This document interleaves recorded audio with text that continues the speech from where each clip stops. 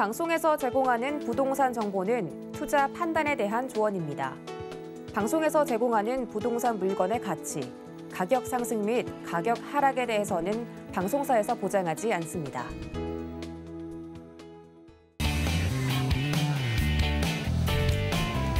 안녕하세요. 생생한 부동산 현장을 보여주고 들려주고 이야기하다. 부동산 정보통 진행의 강주리입니다. 제20대 대통령 당선인이 윤석열 후보로 확정이 됐습니다. 향후 정권에서 이제 진행될 부동산 정책의 향방에도 아무래도 관심이 좀 많이 모아질 것 같습니다. 그래서 오늘 부동산 정보통에서는요, 부동산 전문가님 모시고 앞으로 부동산 정책 방향 어떻게 좀 설정을 해보면 좋을지, 전망 어떻게 예측해 볼 수 있을지 아주 특별한 시간 저희가 마련해봤습니다. 부동산 정보통 함께 하시면서요, 궁금하신 부분은 02-3153-1667, 013-3366-0110번으로 각각 연락 주시거나 또 한 가지 노란 톡방이 있습니다. 화면 아래에 나가고 있는 QR코드 찍어서 입장해 주시면 다양한 이야기 나눠보실 수 있으니까요. 많은 참여 기다려보도록 하겠습니다. 자, 그럼 부동산 정보통 오늘도 힘차게 출발해 볼게요.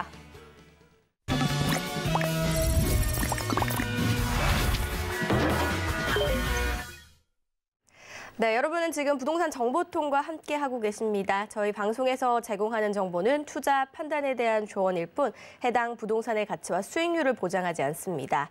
서울경제TV와 서울경제신문은 당사 브랜드입니다. 서울경제증권TV와는 무관하며 기타 유사 명칭에 꼭 주의해 주시기 바라겠습니다. 자, 그럼 오늘 도움 말씀 주실 전문가님 바로 만나보셔야겠죠? 황스인베스트의 황진현 대표 자리하셨습니다. 안녕하세요, 대표님. 네, 반갑습니다. 황진현입니다. 정말 오랜만에 인사드리네요. 다들 잘 지내셨죠?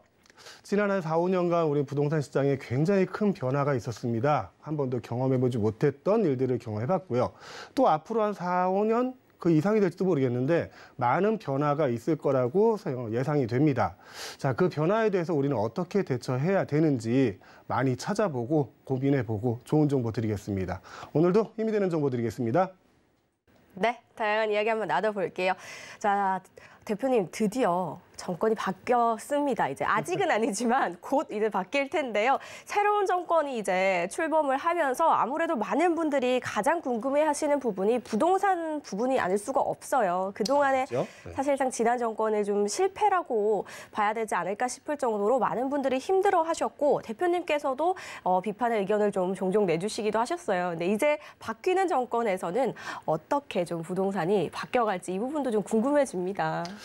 예, 일단 지금 현 정부죠. 현 정부의 부동산 정책이 실패했다라고 얘기하는 거는 결과적으로 이제 부동산 가격이 폭등을 했다.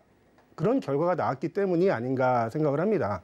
처음에 이제 현 정권이 시작을 할 때 부동산만큼은 자신이 있다. 무주택자가 집을 살 수 있는 그런 세상을 만들겠다 하고 시작했던 게 그동안 한 3년, 그 중간 3년에 정책이 한 28번 정도 바뀌고 큰 정책만 해도 한 6번, 7번 바뀌었거든요. 부동산 전문가라고 하는 저마저도 헷갈릴 정도로 규제를 더하면서 이런 규제들이 나은 결과가 결국은 부동산 가격 폭등으로 이어져서 지금 실패했다라는 결과를 낳게 되는 것 같은데 그 이유를 먼저 한번 살펴봐야 될 것 같아요. 자, 현 정부에서 부동산 가격이 폭등했던 이유 첫 번째는 코로나19의 영향을 뺄 수가 없습니다. 첫 번째 이제 코로나19의 영향으로 이제 그 경기를 부양시키기 위해서 현금을 많이 시중에 풀었거든요. 그래서 시중에 현금 유동성이 굉장히 높아졌습니다.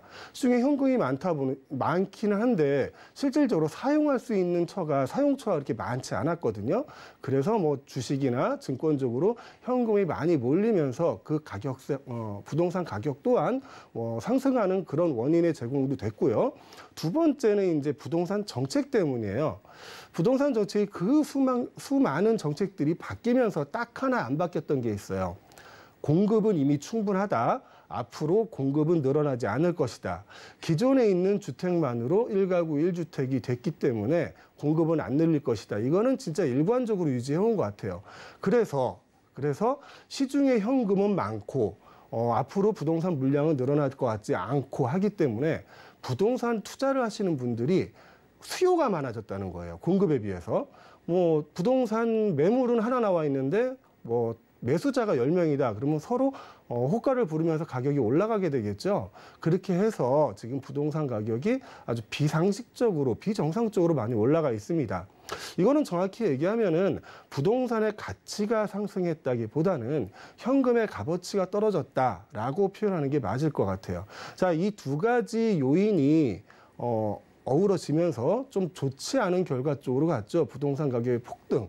자, 이 중에서 하나는 코로나19에 대한 거는 저희가 뭐 인위적으로 바꾸거나 제어할 수 있는 상황이 아니라는 걸 서로 인지하고 있을 거예요. 그래서 경기 부양책은 앞으로도 한동안 계속 진행될 수밖에 없을 것이다. 그전에 비해서 금리가 올라서 금리를 올려서 현금의 유동성은 많이 제어가 되겠지만 경기 부양책 자체를 쓰지 않을 수는 없을 것이다라는 거는 인정을 하고요. 다른 한 가지가 부동산 정책적인 문제인데 그 정책에서 가장 큰 내용이 공급입니다. 자, 지금 윤석열 대통령 당선인이 지금 공약으로 내세운 것 중에 가장 중요한 게 공급을 늘리겠다는 거예요. 공급을 늘리고 서로 매매를 할 수 있는 세제에 대해서 완화를 하겠다. 그러니까 규제를 많이 완화를 시키겠다. 시장의 흐름에 맞춰가겠다. 이런 식으로 저는 느꼈거든요. 그래서 전체적으로는 좀 긍정적으로 앞으로 부동산 시장이 좀 정상적으로 흘러가지 않을까라고 생각을 하고 있습니다. 네, 일단 크게 좀 두 가지로 꼽아주셨습니다. 그동안에 이 부동산이 폭등한 데는 정말 역대급의 이 팬데믹과 또 여러 정책들이 맞물리면서 이런 상황이 좀 초래되지 않았나라고 말씀을 주신 것 같은데요. 이제 새로운 정권이 출범을 하게 되면은요, 가장 큰 문제가 아무래도 또 공급에 쏠릴 것이다라고 말씀을 하셨어요. 이 공약들에 대해서도 좀 살펴보면 좋을 것 같은데 아니나 다를까 가장 이제 크고 좀 눈에 띄는 공약이 5년간 250만 호 이상을 공급하겠다라는 부분이거든요. 그렇죠. 가능할까요? 일단 200만 호 이상 공급했던 그 정부가 한 군데 있었어요. 네. 그 부동산 전문가들이 얘기하는 부동산 정책을 가장 잘한 정부는 혹시 누군지 아세요? 혹시 그 이명박근혜 그 정부 때 아닐까요? 그때가 이제 집값이 좀 많이 낮아졌잖아요. 전국에 이제 주택 공급 200만 호를 공급하겠다라고 얘기하고 토지 공개념을 최초로 도입한 게 의외로 노태우 대통령 때였어요. 굉장히 전문가들 사이에서는 거슬러 올라가네요. 부동산 정책적으로 가장 잘한 정권은 노태우 정권이 아닌가. 물론 공과 과가 분명히 있지만 부동산 쪽에서는 그렇다고 얘기를 하는데 지금 5년간 250만 호를 공급하겠다고 했거든요. 이게 적은 물량이 아니에요. 그래서 세부적인 내용을 좀 알아봐야 될 것 같습니다. 자, 250만 호, 수도권에 130만 호 이상을 공급을 하겠다고 하는데 그 공급 방법을 한번 살펴봤습니다.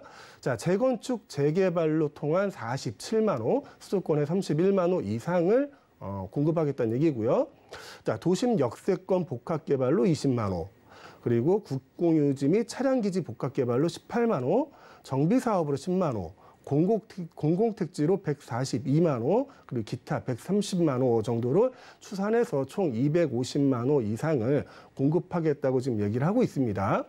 그 자세한 얘기들을 하나하나 살펴보면 오늘 밤을 새도 모자랄 것 같고요. 짤막짤막하게 한번 살펴볼까요? 지금도 재개발, 재건축 사업이 진행되고 있습니다. 근데 왜 지금 갑자기 47만 호를 더 공급할 수 있다라고 얘기하느냐? 그 내용은 이제 정밀 안전진단 기준을 합리화하고 재건축 초과이익 부담금을 완화를 하고요. 인허가에 관련된 걸 신속하게 통합해서 관리를 하겠다고 하고요. 용적률 인센티브 등으로 이제 제도 개선을 하겠다. 그리고 공급 물량을 20-30% 확대하겠다. 저는 이 내용이 가장 먼저 눈에 들어오고요. 공공택지 142만 호에 대한 내용도 들어옵니다. 자, 기존에 우리 이제 2기 신도시, 3기 신도시 지금 만들어지고 있잖아요. 2기 신도시가 지금 완전히 마무리가 되지 않은 상태에서 3기 신도시가 진행이 됐고요. 자, 공공택지에 142만 호를 공급하겠다. 수도권에 74만 호를 공급하겠다라고 했는데 이것 또한 신도시 개발에 대한 그런 계획을 가지고 있지 않나. 저는 그렇게 지금 판단을 하고 있습니다. 자, 재건축과 재개발만 가지고 47만 호, 약 50만 호 되겠죠. 그리고 공공택지가 142만 호. 이 두 개만 합쳐도 거의 한 200만 호 되거든요. 그렇네요, 네. 이것만 잘 진행이 된다고 해도 250만 호, 공급할 수 있지 않을까 저는 좀 긍정적으로 보고 있습니다. 네. 사실 저는 250만 호라 그래서 이게 얼마나 많은 양의 수치인지 가늠이 잘 안 가거든요. 제가 진행만 했지 이게 실제적으로는 와닿지가 않잖아요. 그래서 가능할까 싶었는데 대표님이 어떻게 간략하게 좀 요목조목 설명해 주신 말씀을 들어보니까 진행만 잘 된다면 가능한 공약이라고 봐도 될 것 같은데 이런 부분들은 당연히 저희가 좀 추이를 지켜봐야 될 것 같고 그중에서도 또 큰 부분을 차지하는 게 저희가 재건축, 재개발 기다리고 있는 부분들 굉장히 좀 많잖아요. 그렇죠? 네, 이 부분에서도 또 바뀌어야 될 부분도 많을 것 같아요. 네네. 이번 공급 정책을 한번 네. 살펴보면 크게 두 가지로 나눌 수 있습니다. 첫째는 이제 공공택지 개발로 인한 신규 공급이고요. 두 번째는 수도권 자체 내 재개발, 재건축을 통한 재공급이거든요. 네. 자, 공공택지를 개발해서 142만 원을 공급하겠다라고 얘기하는 거는 제가 서울에서 잠깐 말씀을 드렸는데 지금 2기 신도시도 완성이 안 돼 있거든요. 네. 거기다 이제 3기 신도시 지금 막 분양 끝났거든요. 지금 거기에 뭐 택지 정리하고 건물 짓고 하면 입주하는데 3년 걸립니다. 그리고 거기에 이제 입주자들이 편하게 생활할 수 있는 교통시설이 완료가 되려면 10년 걸려요. 꽤 걸리네요. 네. 제 경험상으로 그 신도시의 정확한 시세나 부동산 가치 평가가 나오는데 한 10년 정도 걸립니다. 근데 지금 공공택지에서 142만 원을 공급하겠다는 거는 또다시 신도시를 건설하겠다는 얘기거든요. 저는 이게 부동산 투자를 하는 입장에서 이 공약을 살펴보면 네. 이 공공택지에 대한 투자는 앞으로 10년이 지나야 시세가 나온다라는 경험치를 바탕으로 했을 때 굉장히 좀 리스크가 큰 투자라고 보여지고요. 이제 남은 건 이제 재건축, 재개발이거든요. 재건축, 재개발은 기존 도심 내에서 지어지는 거기 때문에 수요가 항상 있어요. 그렇죠. 기존 인프라가 완성이 돼 있고요. 내 직장을 옮기지 않아도 네. 되고 교통편을 따로 마련하지 않아도 됩니다. 편의시설도 잘 되어 있고. 그렇죠. 네. 그래서 항상 수요가 공급보다 많은 게 재건축, 재개발이거든요. 그렇겠네요. 예. 근데 기존에도 재건축, 재개발은 항상 부동산 투자의 블루오션이었어요. 근데 왜 잘 안 됐을까? 왜 잘 안 됐을까? 그 내용을 이제 한번 살펴봐야 되는데 네. 이런 것 때문에 안 됐습니다. 어떤 것들이 자, 있을까요? 먼저 이제 재건축 정밀 안전 진단이라는 게 있어요. 네. 일단 재건축이라는 거는 30년 이상의 건령이 된 공동주택에 의해서 이제 재건축이 가능하게 되는데요. 그 30년 이상 된 공동주택은 정밀 안전 진단이라는 걸 받아야 됩니다. 여기서 학습 점수가 나와야 이제 재건축을 할 수 있는데 그 내용이 이렇게 돼 있었어요. 구조 안전성이 50%, 건축 마감 및 설비 노후도가 25, 주거 환경이 15, 비용 편익이 10, 이래서 100%였는데 이게 현행입니다. 네. 자, 기존에 이제 박근혜 정부 때는 구조 안전성이 20%였어요. 근데 구조 안전성을 현 정부에서는 50%까지 올린 거죠. 쉽게 얘기하면 건물이 무너질 것 같은 위험이 없으면 재건축하기가 힘들다. 그 정도까지 돼야 된다라는 말씀이죠. 그렇죠. 예. 건물이 무너질 위험이 있어야 재건축이 가능하다라는 현 정부의 입장이었고 네. 이거를 이제 이렇게 바꾸겠다는 겁니다. 구조 안전성이 30%, 건축 마감 및 설비 노후도가 30%, 주거 환경이 30%, 비용 편익이 10%. 구조 안전성에 대한 비율은 좀 낮췄고요. 네. 주거 환경에 대한 비율은 높였어요. 우리가 새 집들이 가격이 올라가고 그곳에 살고 싶어 하는 이유 중에 가장 큰 이유가 생활 인프라가 잘 돼 있다는 겁니다.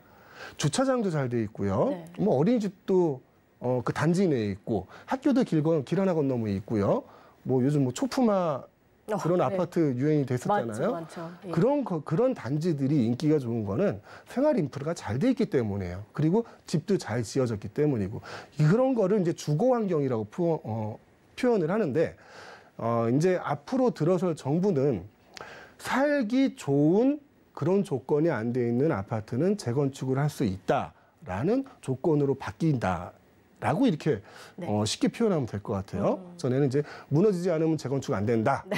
이거에서 이제는 살기 힘들면 재건축할 수 있다. 네. 이런 기준으로 바꿔가는 그런 추세로 예. 현 정부는 움직일 것 같아서 네. 재건축이나 재개발에 대해서는 앞으로도 굉장히 기대를 해봐도 될 것 같습니다. 그렇겠네요. 좀 이 완강했던 부분이 조금은 이제 부드러워진 것 같다라는 그런 생각이 드는데요. 이거 외에도 사실은 다양한 조건들이 또 있었잖아요. 그 중에 하나가 이제 초과이익 환수제 이 부분도 좀 바뀐다고요? 예, 초과이익 환수. 네. 재건축하면 딱 떠오르는 게 초과이익 환수제죠. 기존에 이제 초과이익 환수제는 이런 기준이 있었어요. 초과이익이 3천만 원을 넘어가면 10% 예. 이익금에 네. 그리고 1억 1천만 원 이상일 때는 최대 50%의 초과이익 부담금을 낸다. 네. 그러니까 기준이 좀 애매한데요. 여하튼 간에 이 부담금의 비율을 줄이거나 금액을 줄이거나 이렇게 완화를 해간다고 지금 앞으로 나올 정부에서는 네. 그런 식으로 초과이익 환수제를 완화를 하겠다라고 얘기를 했습니다. 근데 이 초과이익 환수제에 대해서 기준을 한번 살펴봐야 될 것 같아요. 이 초과이익이라는 거를 발생하는 시점입니다. 자, 재건축이 시작할 때의 가격하고요. 재건축이 완료됐을 때 가격을 비교해서 초과이익이 있느냐 없느냐를 결정하는 거거든요. 그 안에는 이제 사업 비용도 있고 기타 비용들이 있겠죠. 근데 재건축이 시작할 때는 건물이 제일 노후되고 건물 가격이 낮아 있을 가능성이 크고요. 재건축이 완료됐을 때는 건물이 굉장히 새 거가 되고 건물 가격이 가장 높을 때일 가능성이 크거든요. 네. 자, 이게 투자자와 입주자의 입장을 좀 나눠서 봐야 될 것 같은데 투자자는 쌀 때 사서 비쌀 때 세금 더 내더라도 네. 마무리를 하면 됩니다. 네. 그러면 산수가 정확히 되죠. 예. 근데 만약에 입주자라면 가장 비싼 기준에서 나는 환수금을 내고 나중에 집값이 떨어지면 그걸 보전해 주지는 않잖아요. 그렇죠. 예. 자, 이런 기준 또한 생각을 좀 해봐야 되지 않을까 싶습니다. 자, 이 재건축 재개발에 대해서 활성화하는 방안 중에 또 하나가 지금 얘기 나오는 게 있는데 네.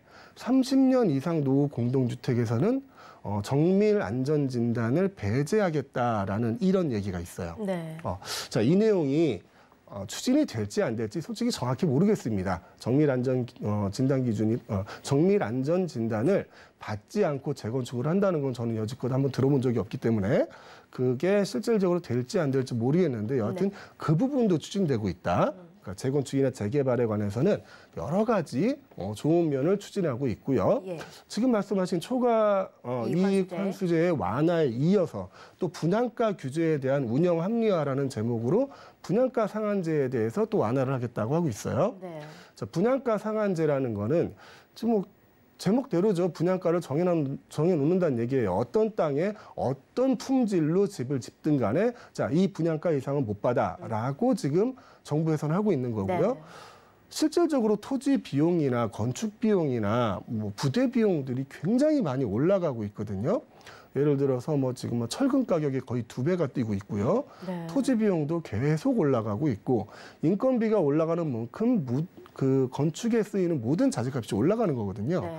그런데 분양가는 묶어놨어요. 그럼 사업성이 떨어지겠죠? 그렇죠. 그러면은 사업을 시행하는 조합이나 시공사에서는 굳이 그 사업을 진행할 이유가 없는 거죠. 맞아요. 예, 그래서 분양가 상한제 또한 지금 완화하겠다라고 얘기를 네. 하고 있고요.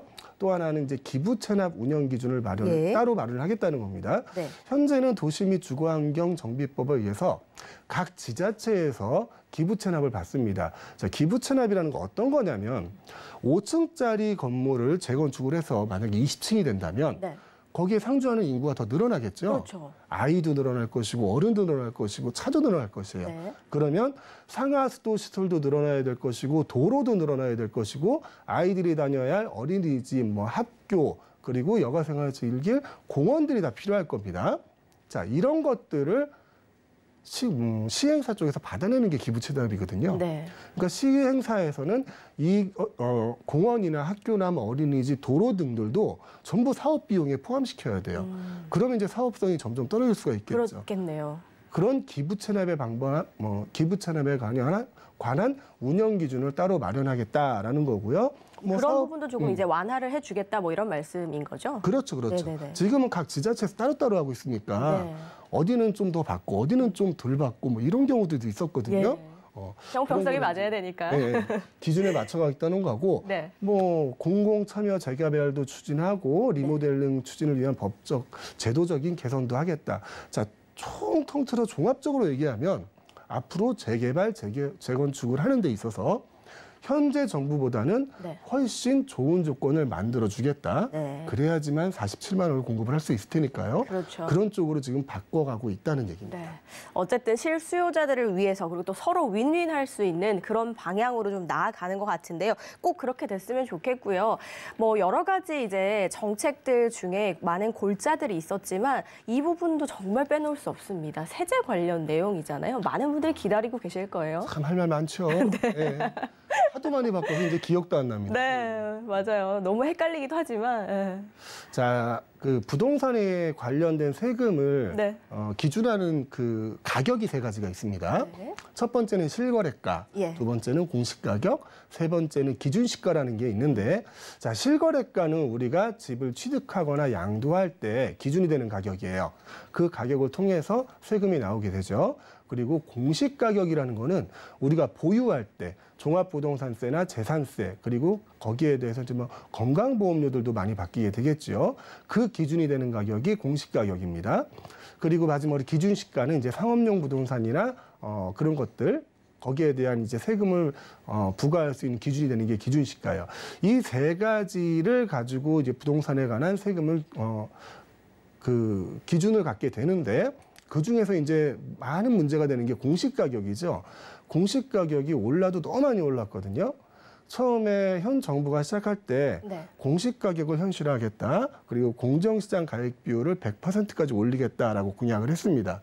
자, 올해 원래 공정시장 가액 비율이 100%가 올라가는 때예요. 네. 근데 지금 앞으로 들어설 정부는 95% 정도에서 동결을 하겠다. 5% 차이인데 차이는 있겠죠. 근데 기존에는 원래 오랜 시간 동안 80%였거든요. 근데 지금 95%까지 올라간 상태고요. 자, 공시가격 얘기를 하자면 참 할 말이 많은데 올해 평균 19% 올랐죠. 작년에도 얼추 비슷하게 올랐고요. 네, 정말 많이 올랐죠. 서울 같은 경우는 평균이 한 16% 정도 올랐고 전국 평균이 19%, 인천 같은 데는 30%가 올랐습니다. 네. 야, 그만큼 저평가가 됐다고 돼 있었다고 생각을 해야 되는 건지 세금을 많이 거두려고 하는 건지 이유는 잘 모르겠는데 네. 그 공시가격에 대한 얘기들을 많이들 하고 있는 거죠. 그래서 앞으로의 정부에서는 공정시장 가액 비율은 95%로 동결을 시키고 공시가격은 2020년 수준으로 환원을 하겠다. 네. 많이 급격하게 올라가기 전 기준으로 예. 환원을 하겠다라고 공약을 내세우고 있는 거고요. 네. 그 공시가격으로 매겨지는 세금이 아까 말씀드렸던 보유 단계에 있는 종합부동산세와 네. 재산세가 있어요. 예, 밀접하게 연관이 되어 있죠. 이 부분도 변할 수밖에 없겠네요. 그렇죠. 일단 뭐 공시가격 기준으로 세금이 나오는 건데 네. 일단 세금 부분은 줄어들겠죠. 특히 1주택자 같은 경우는 뭐 많은 부분 혜택을 볼 수 있을 거고요. 그중에서 지금 공약 나온 것 중에 눈에 띄는 게 이거예요. 종합부동산세와 재산세를 통합을 하겠다. 엄밀히 말하면 이거는 이중과세거든요. 우리는 부동산을 소유하면서 벌써 재산세를 내고 있습니다. 지방세로. 근데 거기에 고가주택이라는 기준, 그 부분을 제가 진짜 열변을 통해서 얘기했었는데 기억나시나요? 나죠. 20년째 변하지 않는 고가주택의 기준, 네. 아직도 안 변하고 있습니다. 공시가격이 40%, 50%가 올랐는데 고가주택의 기준은 아직도 안 변하고 있어요. 자, 이 고가주택의 기준을 넘어서면 내야 되는 세금이 종합부동산세입니다. 대표적인 부유세죠. 부자들이 내는 세금이 종합부동산세인데 서울의 중위권 아파트 가격이 지금 16억이래요. 16억이요? 네.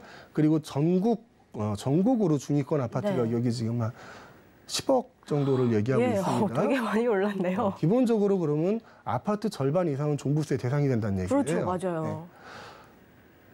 다 부자네요. 이게 의미가 맞지 네. 않는 거잖아요. 종합부동산세는 부유세인데 그렇죠. 그냥 32평짜리 아파트 한 채 가지고 있으면 부유세를 내야 되는 이런 상황이 네. 오는 겁니다. 자, 그래서 앞으로 들어설 그 정부는 종합부동산세와 재산세를 통합하겠다라고 얘기했어요.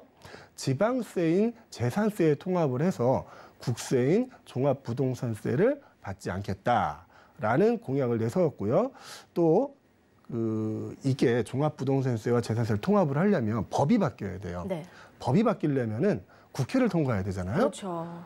쉽지 않겠죠. 쉽진 않겠네요. 예, 예. 대다수가 지금 앞으로는 야당이 되겠지만 그렇죠. 현재는 여당인 민주당의 동의를 받아야 되는 거기 때문에 네. 쉽지 않을 겁니다. 근데 하지만 법이 바뀌지 않아도 시행령으로 움직여야 되는 것들이 있거든요. 아까 말씀드린 공정시장 가입 비율이라든가 세 부담 상한이라든가 이런 거는 시행령으로 움직일 수 있습니다. 그래서 세 부담 상한도 현재는 50에서 200%까지 세 부담 상한을 지는 것을 좀 더 완화하겠다라고 지금 보유 단계에 대한 세금을 얘기하고 있는 거고요. 저 지금 보유 단계만 얘기했어요. 네. 보유 단계만 이렇게 완화하겠다는 거고. 네. 자, 다음은 이제 양도에 관한 단계를 한번 말씀드려야겠는데 네. 양도에 관한 세금은 대표적인 게 양도소득세죠. 있죠. 예. 양도소득세 세율이 45%까지 있습니다. 6%에서 45%까지의 양도소득세 세율이 있는데 여기에 다주택자들은 또 세금을 중과를 시켰죠. 엄청 중과되지 않나요? 네, 최대 30%까지 중과가 됩니다. 네. 그러면은 양도소득세를 최대한 낼 수 있는 그 한도가 75%란 얘기예요. 75%의 양도소득세를 낼 수 있는 게 지금 다주택자, 우리나라의 다주택자거든요. 그 양도소득세 중과를 예. 2년 정도를 지금 배제를 하겠다. 이 부분도 제가 뭐 여러 번 말씀드린 것 같은데 양도세 중과 한시 배제, 한시적 적용 배제라는 내용이에요. 그래서 다주택자들이 가지고 있는 물건들이 시장으로 돌아올 수 있게, 시장의 매물로 나올 수 있게 그렇게 유도하기 위해서 양도소득세 또한 개편을 하겠다라고 네. 얘기했고요. 이제는 또 취득할 때 내는 세금을 얘기를 해봐야겠죠. 네. 취득세도 지금 중과가 되고 있으니까. 현재는 지금 1에서 3%, 이건 1주택자에 한해서입니다. 1에서 3% 정도의 취득세를 내고 있는데 이 취득세를 단일화하겠다. 그리고 뭐 생애 최초 구입자에 대해서는 취득세를 면제하거나 1% 단일세율을 적용하겠다. 뭐 누진세율을 단순 누진세율을 초과 누진세율로 변경하겠다. 이 단순 누진세율이라는 거는 내가 한 채 가지고 있고 두 채 가지고 있고 세 채. 이 물량에 따라서 취득세 중과가 되는 거고요. 이 초과 누진세율이라는 거는 금액에 따라서 이제 누진이 되는 거예요. 네. 뭐 10억짜리 세 채 가진 사람도 있을 것이고 1억짜리 네 개 가진 사람도 있는데 1억짜리 네 개 가진 사람이 지금 취득세를 더 내야 되거든요. 양도세를 더 내야 되고 예. 예. 그거를 이제 초과 누진세율로 변경을 하겠다라고 얘기를 하고 있고요. 마지막으로 이 부분이 중요한데요. 조정지역 2주택 이상에 대한 과도한 누진세율을 완화하겠다. 예. 아까 말씀드린 이 내용입니다. 지금 1주택자는 뭐 주택이니까 1.1%를 지금 취득세로 받고 있고요. 네. 2주택자는 4%, 3주택자는 12%거든요. 네, 훅훅 올라가네요. 네. 그 부분을 예. 지금 완화를 하겠다는 건데 정확하게 어떻게 어느 수준까지 완화를 하겠다는 내용은 안 나와서 더 이상은 말씀을 못 드리겠어요. 네. 근데 이제 이 부분 지켜봐야- 다주택자가 주택을 취득할 수 있는 가능성이 현재보다는 훨씬 좋아지지 않을까 그런 생각을 좀 해봅니다. 그리고 네. 부동산 세제 정상화를 위해서 정부 출범 즉시 TF 가동. 이제 전문가들이 많이 보이더라고요. 네. 부동산 팀에서 얼마 전에 그 부동산 전문가라고 할 수 있는 예. 신모 교수님도 거기에 나오시는 걸 봤고 이제 네. 전문가들이 정책을 짜서 시장에 의해서 운영되는 부동산 시스템이 적용되는 게 아닌가 이런 좀 희망을 가져보게 됩니다. 저희가 이렇게 말씀을 드린 것만 해도 아무래도 시행을 하려면 많은 전문가분들이 또 투입이 되고 ETF가 가동이 될 수밖에 없는 그런 상황입니다. 이런 부분들을 계속해서 저희가 지켜봐야 될 것 같고 분석을 또 해봐야 될 것 같은데 말씀을 들어보니까 세제도 많이 개편이 되고 뭐 재건축이나 재개발도 활성화가 된다면 앞으로 많은 곳들이 좀 살아나지 않을까 싶어요. 그리고 그중에서도 좀 유망한 지역들이 많이 생겨날 것 같은데 우리 대표님은 좀 알고 계시지 않을까 싶어요. 어디 지역이 좀 있을까요? 많이 찾아봤습니다. 저도 네, 많이 찾아봤고요. 네, 좀 알려주시죠. 예. 일단 다음 정부의 이제 공급 대책의 기준을 두고 살펴봐야 될 것 같은데 네. 아까 말씀드렸다시피 지금 두 가지 큰 방향이거든요. 공공택지를 개발해서 신규 공급을 하는 거 네. 그리고 수도권의 재건축, 재개발을 통해서 신규 공급을 하는 거 이 두 가지인데 공공택지에 이제 신규 공급하는 거는 아까 부동산 투자자의 입장에서 좀 리스크가 크다라고 좀 말씀을 드렸고, 저 같은 경우는 이제 재개발이나 재건축에 대한 그 투자처를 좀 많이 찾아보고 알아보고 있습니다. 그 중에서도 이제 취득세 중과가 안 되는 공시가격이 1억 이하인 소형주택 범주 안에 들어가는 그런 아파트나 다세대주택에 대해서 좀 많이 알아보고 있죠. 그러니까 공시가격이 1억이 안 된다는 말씀이신 거죠? 그렇죠. 근데 저희가 앞서서 말씀을 드렸지만 굉장히 많이 올랐는데도 불구하고 1억이 안 되는 곳이 아직 있나요? 있더라고요. 그럼 굉장히 저평가된 곳인 거죠? 그렇죠. 똑같은 단지인데 예. 어느 호수는 1억이 넘어가고요. 네. 어느 호수는 9,980만 원 이렇게 걸려 있고 그런 곳들이 있어요. 자, 그런 것들을 찾아내는 거죠. 예. 그런 거 이제 흙 속에서 진주 찾기인데. 그렇겠네요. 예. 그런 것들을 지금 열심히 찾아보고 있습니다. 네, 대표님과 함께 손잡고 저도 가야 될 것 같습니다. 자, 여러분, 구체적인 정보 저희가 잠시 후에 이어서 한번 전해드리도록 하겠습니다. 채널 고정해 주시고요. 혹시나 오늘 또 저희가 말씀드린 내용 중에 궁금하신 부분 있으시다면요. 02-3153-2667, 013-3366-0110번 활짝 열려 있으니까요. 언제든지 연락 주시면 됩니다. 또 오프라인으로 개인 상담이 따로 진행 중이라고 하니까 세미나도 참석해 보시면 좋을 것 같은데요. 예약이 필수고 선착순이라고 합니다. 화면을 통해 나가고 있는 번호로 예약 후에 꼭 참석해 주시기 바라겠습니다. 자, 그럼 바로 이어서 저희가 부동산 정보 안내해 드리도록 할게요. 화면을 통해 먼저 만나보시죠. 인천광역시 계양구에 위치한 재건축 예정인 소형 아파트입니다. 시세는 1억 5천에서 2억 원으로 형성돼 있습니다. 네, 인천 계양구에 위치한 소형 아파트입니다. 자, 계양구도 굉장히 이제 핫한 지역이고 이곳도 3기 신도시 들어오는 곳이잖아요. 핵심 포인트부터 한번 들어볼게요. 네. 자, 오늘 소개시켜드릴 그 투자처는 인천 계양구에 위치하고 있는 소형 아파트인데요. 가장 중요한 포인트는 이겁니다. 취득세 중과가 안 되는 아까 제가 잠깐 말씀드렸던 공시지가가 공시가격이 1억 원이 안 되는 소형 주택의 범주 안에 들어간다는 얘기고요. 네. 자, 인근에 2만여 세대의 아파트 단지가 있고 그 가운데 있는 저층 아파트예요. 그러니까 새로 뭘 만들어지고 이러는 게 아니라 기존의 인프라가 잘 형성이 돼 있는 곳이고요. 자, 인근에 지하철도 많은 호선들이 들어와 있고요. 대형마트, 메디컬 빌딩, 그리고 학교들도 많이 있어서 기존 인프라 자체가 아주 훌륭하게 형성이 돼 있는 아파트라고 보시면 되겠습니다. 그리고 광역시 중에 유일하게 인구가 늘어나고 있는 데가 인천이에요.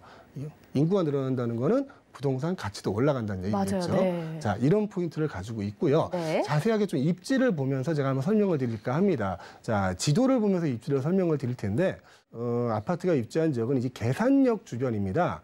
자, 계산역은 인천 지하철 1호선인데요. 위쪽으로 올라가면 인천공항철도와 만나게 되고요. 한정거장이면 김포공항입니다. 거기서 이제 5호선과 9호선을 이용하실 수 있고요. 밑으로 내려오면 이제 작전역이라고 있어요. 작전역은 원종 홍대선이 연장돼서 지하철 2호선과 연결될 계획을 가지고 있고요. 그 바로 밑에는 부평구청역, 여기서는 지하철 7호선을 이용하실 수 있고, 또 바로 밑에는 부평역이 있습니다. 거기서는 GTX 비노선을 이용하실 수 있겠죠. 자, 그 옆에 보면은 이제 노란색 표시로 되어 있는 노선은 인천 지하철 2호선인데요. 인천 지하철 2호선은 일산 쪽으로 연결된 계획을 가지고 있습니다. 또한 인천 지하철 1호선이 이제 검단 신도시하고 김포 쪽으로도 연결되는 게 확정이 돼 있는데 그쪽에는 이제 한동안 떠들썩했던 그 호재가 있었죠. GTX D노선 아직 확정된 얘기는 아니지만 이렇게 얘기가 자꾸 나오다 보면 선거 때마다 얘기가 나오겠죠. 그러다 보면 언젠간 될 겁니다. 언젠간 될 거를 우리는 기대를 하면서 GTX D노선까지 한번 얘기해 보고요. 자, 오늘 소개시켜드린 계산역 주변에는 3기 신도시가 들어옵니다. 계양 신도시죠. 이곳의 다른 이름은 이제 테크노밸리 시티라고 하는데요. 주거 단지가 17,000여 가구가 들어오고요. 그 외에도 첨단 산업 단지가 조성되는 곳입니다. 그러다 보면 이제 종사자들도 들어올 것이고 그 종사자의 가족들이 들어올 것이고요. 그 인구가 유입되는 만큼 주거 공간에 대한 수요가 많이 늘어날 것으로 예상이 됩니다. 3기 신도시 바로 옆에는 대장지구도 있고요. 작전역 밑에 보면 그 부평 IC가 있어요. 부평 IC로 경인고속도로를 이용하실 수 있고 옆에 계양 IC에서는 서울 외곽고속도로를 이용할 수 있습니다. 자, 워낙에 많아서 이렇게 계속 짧은 말로 설명드리기가 좀 벅찰 정도의 많은 교통 노선을 가지고 있습니다. 현재에도. 그래서 이곳이 재건축이 될 가능성이 굉장히 높고 재건축이 되면 부동산 투자하는 가치가 부동산 투자로서의 가치가 높다고 저는 판단을 하고 있습니다. 네, 계양 신도시가 예정되어 있는 굉장히 알짜 지역입니다. 그런데 공시 가격이 1억 원이 조금 안 되는 곳이라고 했습니다. 시세가 좀 정확하게 어떻게 형성이 돼 있을까요? 작년에도 소개시켜드린 적이 있어요. 네. 그때는 1억 3천이었거든요. 그 사이에 조금 상승을 했네요. 1억 5천부터 시작을 하지만 거의 대부분 2억 원이라고 생각하시면 맞을 것 같고요. 자, 전세를 임대를 놓으실 때는 실투자금이 한 1억 정도가 필요하고 월세를 놓으실 때도 한 1억 정도가 필요하실 거로 예상이 되고 있습니다. 예, 여러분들 궁금하신 부분은요. 언제든지 또 세미나 참석해보시고 전화, 문자 주시면 되고요. 계양 신도시 궁금하신 분들 주저마시고 참석해보시기 바라겠습니다. 자, 오늘 이렇게 정말 다양한 이야기 주신 대표님 여기서 인사드릴게요. 고맙습니다. 네, 저희 조금 전에 만나보셨던 계양 지역 다시 한번 정리해드리겠습니다.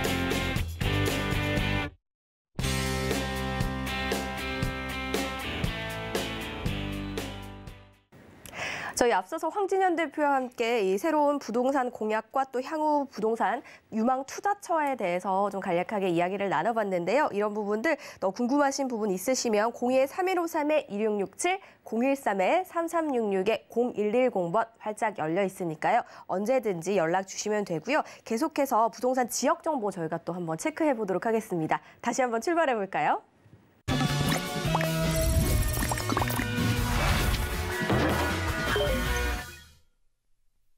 저희 이제 두 번째 현장으로 한번 떠나보도록 할게요. 두 번째 정보통 토픽은요. 핵심 업무지구 역세권 입지, 대형 개발 계획까지 갖춘 곳입니다. 이곳 역시 굉장히 큰 호재를 가지고 있는 지역인 것 같거든요. 어디 지역인지 우리 김나희 캐스터 통해서 만나볼게요.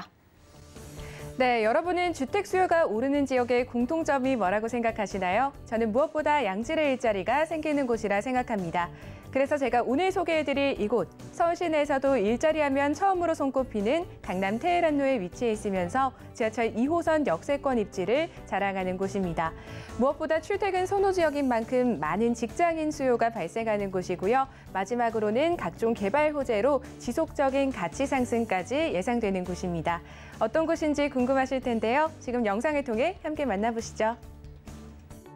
부동산 1번지라고도 불리는 서울시 강남구.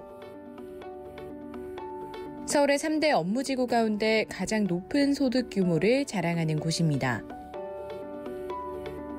고소득자가 몰려있으므로 집값이 비싸고 부동산 전문가들 또한 일자리를 강남 불패론의 가장 큰 요인으로 보고 있는데요. 오늘은 강남구 내에서 서울 지하철 2호선이 지나는 역삼역으로 나와봤습니다. 역삼동에 위치한 테헤란로는 고층 빌딩이 줄지어 있는 대규모 오피스타운이라고 할 수 있는데요. 그만큼 풍부한 직장인 수요가 있는 지역입니다. 역삼역 인근에 신규 분양을 시작한 역삼동 오피스텔 건물을 찾아가 봤습니다.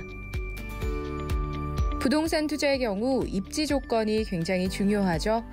역삼동 오피스텔의 경우 테헤란로에 위치한 2호선 역삼역에서 도보 약 3분 거리에 위치하고 있어서 그만큼 많은 임대 수요가 뒷받침되기 때문에 월세 수익을 목적으로 하는 수익형 부동산으로 적합할 것 같은데요. 먼저 분리형 원룸 내부의 모습부터 확인해 볼까요? 정남향 방향으로 큰 창문이 있어서 개방감이 뛰어나며 실내 채광과 통풍도 우수할 것 같습니다. 그리고 천장에는 기본 옵션으로 제공되는 시스템 에어컨의 모습도 보이네요. 주방에는 세탁기와 쿡탑, 전자레인지와 냉장고 등 생활에 필요한 각종 가구와 가전이 빌트인으로 제공되고 있어서 인근 테헤란로 직장인들이 거주하기에 좋을 것 같습니다. 따로 마련된 침실에도 남향으로 큰 창문이 있고 실내 환기와 공기 정화를 위한 공기 순환 시스템도 마련되어 있습니다. 오픈형 원룸의 모습도 살펴볼까요? 양쪽 방향으로 큰 창문이 나 있어 우수한 개방감이 돋보이는데요. 입주자의 취향에 따라서 분리형 원룸이나 이곳 오픈형 원룸을 선택하시면 좋을 것 같습니다. 테헤란로 같은 경우에는 국제금융과 IT 기업들이 많이 위치하고 있어서 고소득 직장인들의 수요가 늘 많은 곳인데요. 직주 근접 입지의 다양한 옵션들까지 기본으로 제공되기 때문에 테헤란로 직장인들이 생활하기에 편리한 오피스텔인 것 같습니다. 네, 오늘 저와 함께 강남 업무지구의 중심이라 할 수 있는 테헤란로에 있는 강남구 역삼동 알아보셨는데요. 현재의 편리성은 물론 미래의 자산 가치까지 고려를 하신다면 이곳 강남구 역삼동 한번 눈여겨보시면 좋을 것 같습니다. 지금까지 김나희였습니다.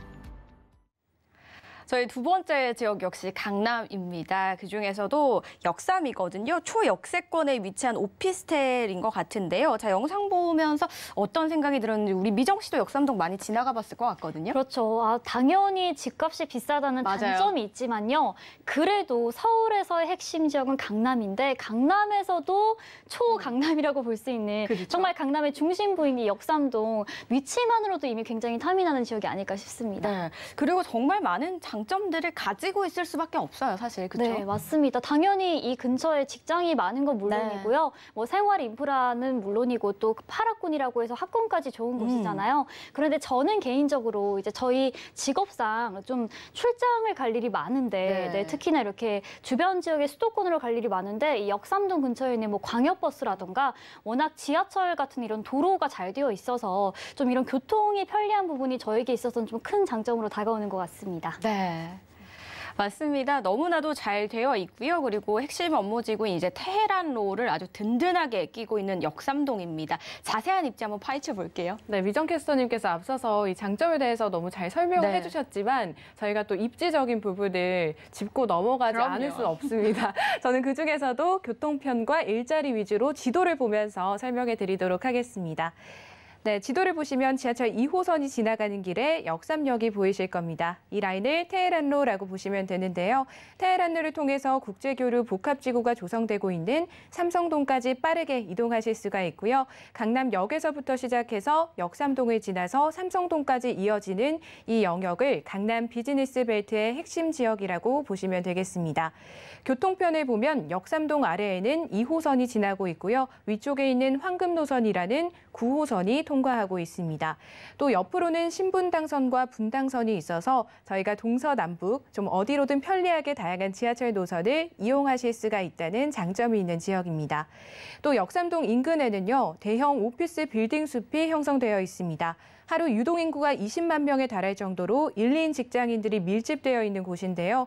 이 역삼동 주변으로는 강남역 상권이나 논현동 먹자골목, 그리고 신사동 가로수길, 또 압구정 로데오 거리 등 강남권의 대표적인 상권들이 있어서 편리한 생활 인프라를 자랑하는 곳이기도 합니다. 2호선 초역세권, 역삼역 역세권에 위치한 오피스텔 만나보고 계신데요. 2호선은 초역세권이지만요. 2호선만 이용하실 수 있는 게 아닙니다. 여러분 강남 지나가 보시면 아시겠지만요. 어디에나 지하철이 위치하고 있고 또 다양한 노선들이 있거든요. 동서남북 어디로 가셔도 원하시는 노선 타실 수 있게 딱 준비가 되어 있는 그런 역삼동입니다. 그리고 주변에 이제 아까 테헤란로 말씀드렸듯이 정말 핵심 업무 지역을 든든하게 끼고 있습니다. 그런데 대형 개발 호재까지 또 있다라고 하니까 이 부분을 안 살펴볼 수가 없잖아요. 아, 맞아요. 많은 분들이 사실 강남구 그중에서도 역삼동이라고 하면은 여건만 된다면 사실 한 번쯤은 좀 살아보고 싶다라는 생각을 하셨을 것 같아요. 지금도 살기 좋은 강남권이지만 이 대형 호재들 덕분에 앞으로는 더 살기 좋아질 것으로 예상이 되고 있습니다. 이 부분 제가 또 자세히 설명드리도록 하겠습니다. 보시는 자료 화면은 강남구 비전 2030 전략에 따른 강남구 핵심 산업 벨트를 나타낸 자료입니다. 마이스 산업이나 한류관광 그리고 문화산업 등 강남구에서 육성하고 있는 총 6개의 산업벨트가 나타나 있는데요. 그 중심 역세권 지역에 역삼동이 포함이 되고요. 위치상으로도 중앙에 위치하고 있어서 다양한 산업 육성의 수혜가 이곳 역삼동의 미래가치 상승에도 영향을 준다고 볼 수 있겠습니다. 또 역삼동의 경우에는요. 테헤란로를 통해서 삼성동과 바로 이어져 있습니다. 삼성동 하면 강남 내에서도 대표적인 개발 호재가 집중된 지역이죠. 대표적인 호재 3가지 말씀드리도록 하겠습니다. 우선은 GTX 2개 노선이 지나가게 되고요. 여기에 위례신사선도 예정되어 있어서 광역 복합환승센터가 삼성동에 생기게 됩니다. 또 현대차 글로벌 비즈니스 센터도 들어서면서 삼성동은 물론이고 역삼동을 포함한 인근 지역의 부동산 가치 상승에도 큰 영향을 줄 것으로 전망됩니다.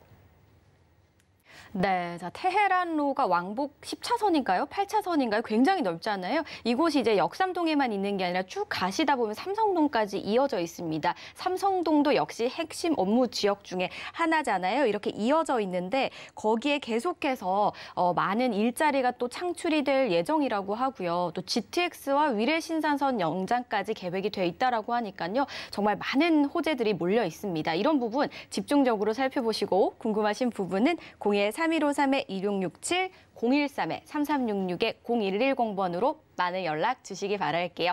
역삼동 다시 한번 만나보시죠.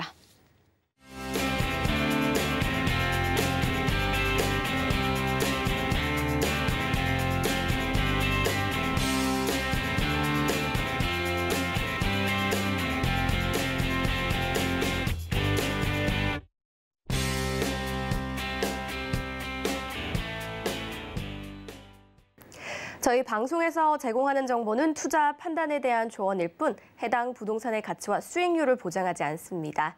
서울경제TV와 서울경제신문은 당사 브랜드입니다. 서울경제증권TV와는 무관하며 기타 유사 명칭에 꼭 주의해 주시기 바랄게요. 저희가 준비한 소식은 여기까지입니다. 시청해주신 여러분 고맙습니다.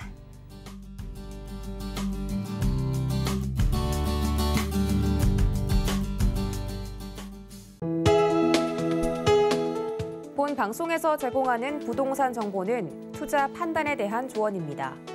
방송에서 제공하는 부동산 물건의 가치, 가격 상승 및 가격 하락에 대해서는 방송사에서 보장하지 않습니다.